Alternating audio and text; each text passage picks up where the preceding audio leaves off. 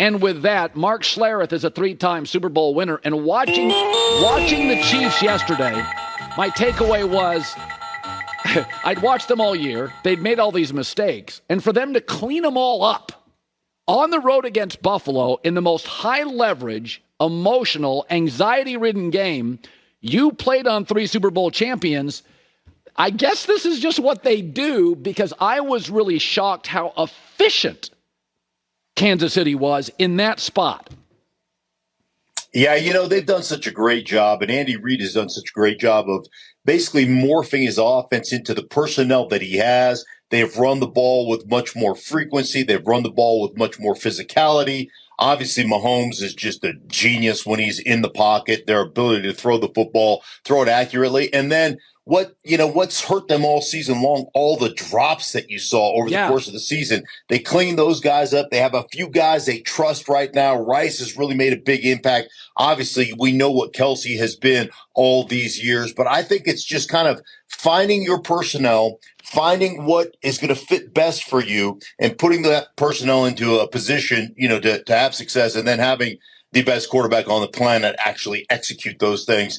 It's amazing what they've been able to do. And it's just that confidence that we've done this before. And I'm not a flip the switch mentality guy, but they have a certain flip the switch over there where they have had so much success, and they know who they have playing the quarterback position, that, hey, man, we're going to be okay regardless of the situation and regardless of what has happened in our past. Yeah, listen, I like Sean McDermott. I don't think they have to make a lot of changes. I mean, having been in Los Angeles and watched Von Miller have a very good Super Bowl, I did think they overpaid for him. I thought he was kind of at the end of it.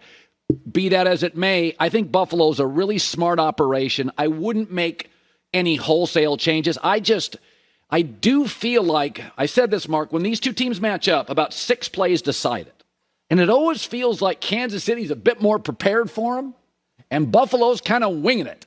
And I don't want to blame anybody for it, but I just felt watching that game, I'm like, oh, here we go again. It's Josh Allen. Save us, Josh. Did you feel that at all watching them? Yeah, I did. And they were dominant running the football, dominant for the entirety of the game until they weren't in the fourth quarter, and they, hand the ball off and they get a -2 or a -4. And that's part of that. And then there's part of me that just feels like at some point, and I love, what they've been able to establish and where they are. I think one of the things you have to look at yourself and your franchise in general. Have you become an organization that has reached its pinnacle with the coach that you currently have? And do you have to make a move off of Sean McDermott? Has he become the John Fox of this generation? Hey, he's going to take you to a point, but can he get you over the top? And that may be unfair, and that may be completely off basis, but here's where we sit right now. You've got a generational type of quarterback that I think you just lean too much on. Yeah. And oftentimes that just can't be, it's not deliverable. And can your coach put you in a position? I mean, I understand that they had 10 people on the field on a fake punt, but you're on your 35 and you cannot give Patrick Mahomes at any point, in any game, you can't give him, a 40-yard field. I'm sorry, that just doesn't work. So, although they fumbled through the end zone and Buffalo got the field, they got the ball back. Those are decisions to me based upon who you're playing that you just can't make those decisions in a game. I want to talk about, Detroit. So they have a losing history. And not every team, I don't remember exactly the timeline. I know you were with the Broncos in the mid-90s. But I mean, I grew up with the Broncos going to Super Bowls with Craig Morton and losing. And then all of a sudden they went to Super Bowls with Elway and they were losing. And then they weren't. And there is sort of that thing you have to leap over, that channel of losing big games to winning big games. And it's funny, when I watch Detroit, I'm like, all the losing stuff to me, like, this has been a slow build. I don't feel like I'm watching a March Madness Cinderella team. They were 4-19 to start, and then they got competitive, and then they won close, and now they occasionally win playoff games by double digits. I don't think there's any fluke here. I watched Detroit, Mark, and I'm like, I think they could beat San Francisco. I like their players. How do you view them? Yeah, I think they're outstanding football team, especially on the offensive side of the ball. And I think they've done a great job. Brad Holmes, their general manager, in lockstep with Dan Campbell, their head coach, and the kind of players they want and the development of those players. We have seen how many of these guys on their offense, from Laporta to Gibbs to, Penei Sewell, have had a great impact on this franchise in what they've been able to do on the offensive side of the football. And they're built in a physical fashion. And then, the most powerful thing I think you can do for players, or, think about it from your own children's standpoint, is believe in them. And they went out and got Jared Goff, and they have believed in Jared Goff. They believed in a system that they could put him in. And that guy has made more middle of the football field kind of highly contested ball placement type of throws than just about anybody in football. And I think that goes back to their belief in Jared Goff, their belief, talking to Dan Campbell, of him being the most accurate quarterback in football. Dan Campbell's told me on many occasions, I've never been around a more accurate quarterback. And remember, he coached in New Orleans with Sean Payton when they had Drew Brees. Right. So, this is a guy that really believes in his players and puts them in the best positions to win. And defensively, I will say this: getting C.J. Gardner-Johnson back in that back end has really helped them out from an attitude standpoint. They probably miss elite level corners, and they miss one extra pass rusher. But again, they're going to win the way they win, which is physicality and no-nonsense kind of approach to football. I'm watching San Francisco, and there's some things that, and I fall into this trap, where I watch a team and I romanticize what I've seen, but I'm not watching the reality. So if you really look at San Francisco's defensive front now, it's got a lot of big names, but it isn't always a dominating defensive front. And if you take Debo out, they can be kind of one-dimensional with Christian McCaffrey, and it rains a little, and Brock Purdy can't grip the ball, is that I can't unsee them getting rolled by Baltimore or outplayed by Green Bay, and is it possible that we're overvaluing San Francisco for what they are right now? There's a lot of big names, but they're not all playing great or healthy at this point.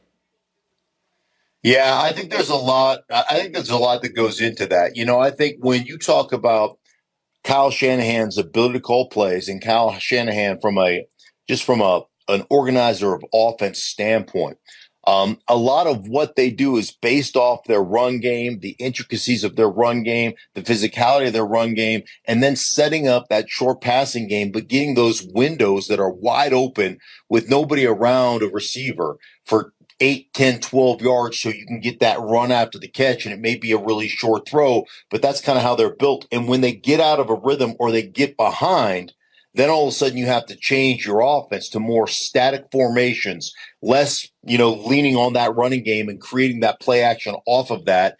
And therefore, that's not what they're versed at. That's not what they're very good at. And that's, the stat we saw all over the television set that was 0-30 when they're down by 5 points or more in the fourth quarter, right? That's part of that deal. I think what you have to do, though, is you got to give Green Bay a lot of credit in regards to the way their offensive line played, but the way they call plays. Matt LaFleur knows Kyle Shanahan. He knows San Francisco. He's played them. He's lost to them in the playoffs. And you can tell a lot about what a person or what a team thinks about you in the way they game plan. Look at that quick passing game. Look how much they were to get on the edge with the wide receivers cracking down and them playing the toss game in that running game. A lot of that was based upon, hey, this defensive front is so good. Let's get the ball out quickly. Let's run the football. Let's make sure that we wear them out because we know they're going to rotate. So I thought a lot of Green Bay's success was really in the way they called that game, the way that Matt LaFleur saw San Francisco and took that strength, which was that defensive line, away from them in the way he called plays. So kudos to him. And will Detroit try to replicate some of that stuff that they were able to do in that game against the San Francisco 49ers? Saying earlier, I've watched Baltimore like everybody else play 15 times this year. And I got to tell you, I know they're not great at corner. Man, physicality, linebackers, it just all works. Their staff, Mark, they just look like sometimes you watch a team and you're like, Yeah, they remind me a little bit of Philadelphia last year where they got perfect coordinators, a uniquely mobile quarterback. They're now healthy. I mean, when you watch Baltimore, what do you see? I see a team that will beat you up physically. And when they do that to you, both sides of the ball, they'll beat you up physically. When they do that to you, it allows their quarterback to do the things that he does, not only in the passing game, but when he takes the ball away. You saw the 100 yards that he rushed for last Saturday or Sunday? I think it was Saturday, whatever, this weekend. He was incredible. He was absolutely incredible. But that starts with their ability to run the ball, their ability to run the RPO game, their ability to run the read zone game where he becomes a factor in the running game.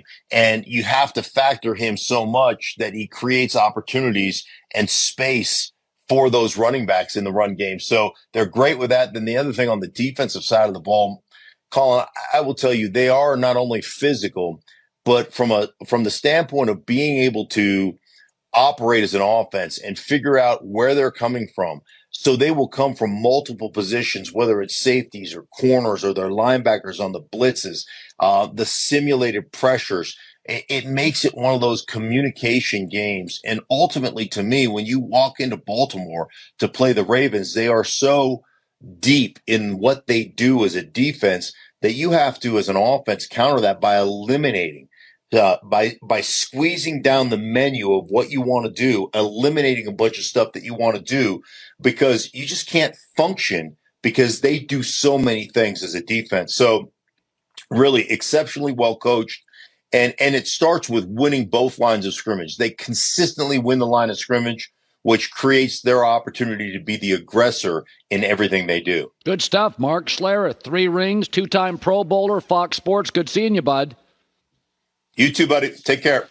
Hi, everybody. Thanks for watching. Subscribe here to get the latest from the show.